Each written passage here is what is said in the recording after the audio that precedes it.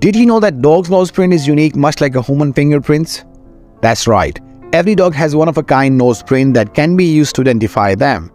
Nose prints are created by the ridges and bumps on a dog's nose, which are as unique as the swirls and lines on a human fingerprint. In fact, some animal shelters and rescue organizations use nose prints to keep track of the dogs in their care. The next time you're snuggling with your furry friend, take a moment to appreciate the unique nose print. It is as special as they are.